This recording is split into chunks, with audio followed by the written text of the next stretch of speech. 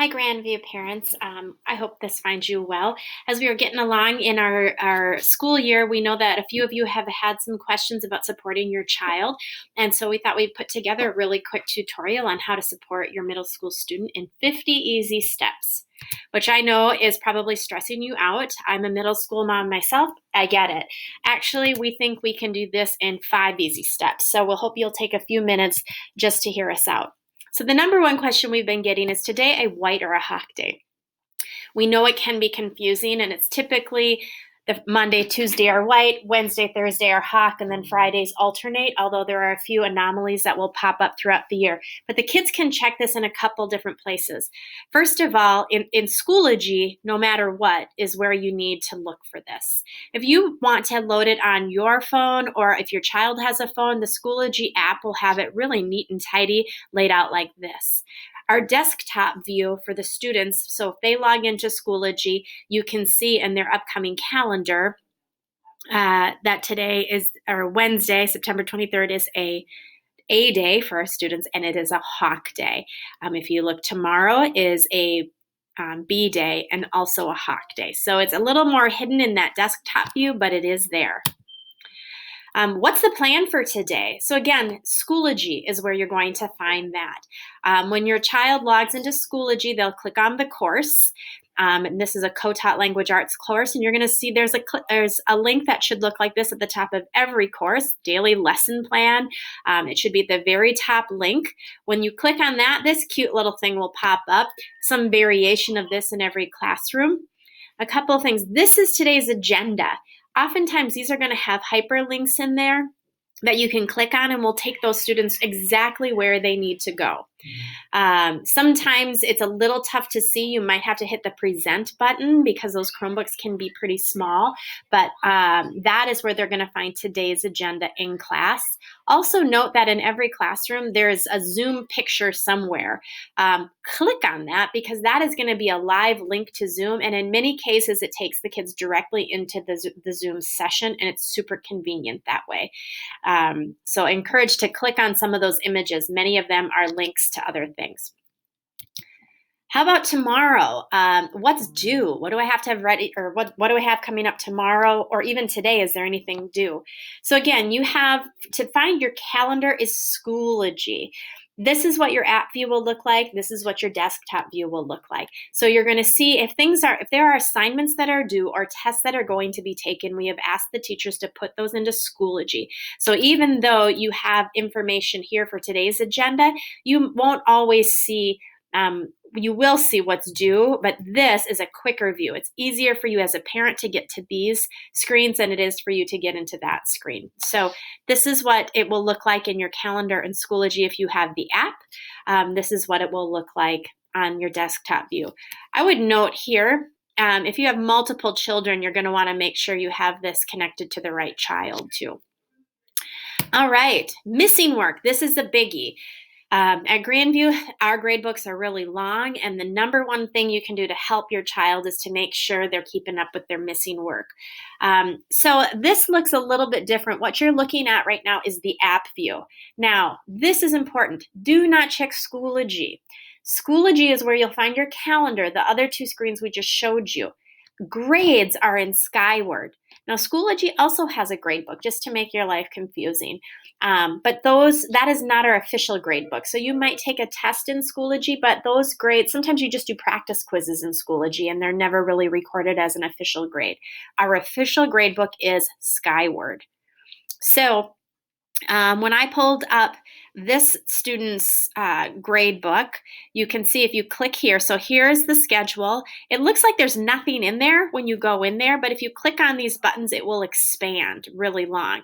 Now there's two things. First, we're just talking about missing work on this screen. So if you click up here, you're going to get a button that looks like this. I clicked on assignments and then missing. And then you could see right here under missing this one assignment pulled up. Now this is for my own daughter, and you can see wait a minute, she has a B minus. This is not missing. I actually put that in there to show this, but sometimes kids have a grade in there and it's still counted as missing. Typically, if something is 70% or less and it's a summative assessment, meaning a bigger assessment, it will still be marked missing, which means we want them to retake it. So again, it's a little harder. I don't find the app to be as helpful with missing work, but click here, assignments, missing, and you'll get any missing work you have here. I find the desktop view for missing work to be much better. Again, we're in Skyward. Do not check Schoology for grades and missing work. This will pop up the very top of your page, which says show all. So we have one missing event and it pops up here. You can click on it and you will get more information about that. I would point out that missing work is going to be updated by Thursday every week at 3:30, and then we'll send out a reminder to parents. If your child has missing work, rather than arguing about it, sometimes they'll say, I turned that in, or, I know where that is, or what have you. They can either resubmit things at that point, or they can attend their teacher's office hours on Friday and explain it or resubmit it. The number one mistake that students do with missing work is they forget to submit it. They might complete something that they do have to submit it to the teacher so the teacher knows that it has come in. Otherwise, there's not notifications on the teacher's end that those things have been turned in late. If they turn things in on time, the teacher goes in and grades those right away, and that will never happen. So that's another great reason to turn things in on time. But if they turn things in late, they have to make sure they submit it and let the teacher know. I'd also point out, so that's missing work. That's really easy for you to check. Grades are a little bit more difficult at the middle school, much like at an elementary school. We have lots of grades because we do them based on skills. So again, over here, we're still in Skyward. This is what the app view looks like. Again, looks like there's no grades. All of these classes have grades. So I'm in tier 1 and you can, or term 1, and you can change your view as the year goes. But if you click on this, it will expand to all of, oops, sorry, I got a little click happy. It'll expand and show you all the grades for all the things that have been turned in so far. Again, that will show missing work in there too, but it's a little harder to find it that way. I encourage you to, if you see this view, if you click on that, it will expand it. And then when you click it again, it will roll it all back up again, because this can get really, really long when you have all of the classes there. So click on that button down to expand it. And that is how you can check the grades on different things. Again, we make students retake any summative assessments that are less than 70%. But if you want them to retake, like let's say they got 75 and you think that they can do better, they're welcome to retake those as well. So again, Skyward Gradebook is where you can find those class grades for everything. And again, I have a supplementary handout that I'll include in my next email home that kind of explains this a little bit better. So again, how to support your child in 5 easy steps. Know the day of the week by checking Schoology. Have the student log in daily for their classes through that Bitmoji lesson plan. See what's due by checking Schoology. Check grades and missing work on Skyward. And 5, because we like nice round numbers, have students show you how to do these things. Trying to navigate these things on your own as somebody who's at home and isn't in the classroom is really, really hard to do. The kids have had this training both online and in person, so they know how to do this. So have them log into their accounts and show you rather than you trying to navigate it on your own. Unless you've been through here a while and you're an expert, it can be really difficult to do it all by yourself. With that, just a couple more things really quickly. Sometimes people, rather than going in and checking, want to be notified in your Skyward. Again, grades are in Skyward. You can, in your account settings, you can set up email notifications about attendance when you want an email about grades. So let's say for me, I have mine set at 70%. So if my kids score below 70, I want an email to know. Some people might set that higher. And then how you want progress emails. Do you want them daily, weekly, monthly? We're going to push out missing work once a week, but you can get more than that if you would like. And then I have a food service notification as well.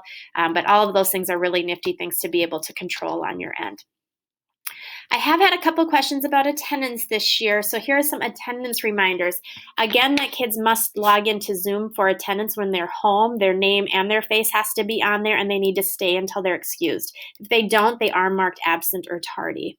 If they're late, it is recorded as a tardy, and although there aren't really consequences right now for tardies, if they do become consistently late or if they are arriving consistently late, we will follow up with you.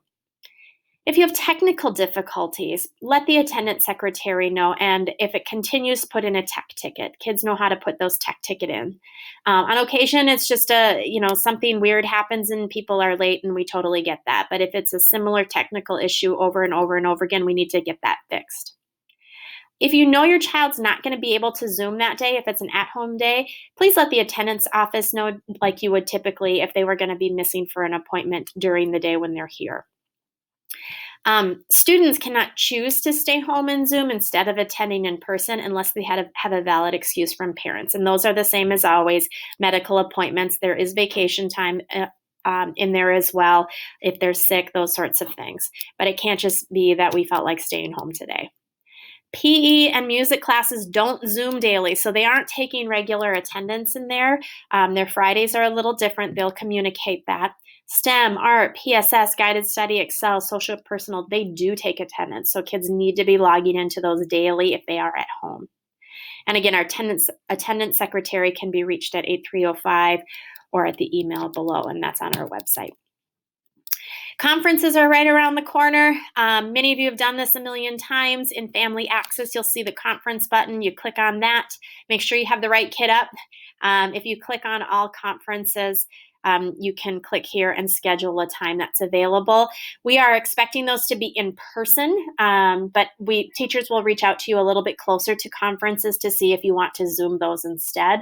But our plan is for those to be in person. Please note too, we had this issue when people signed up for open house.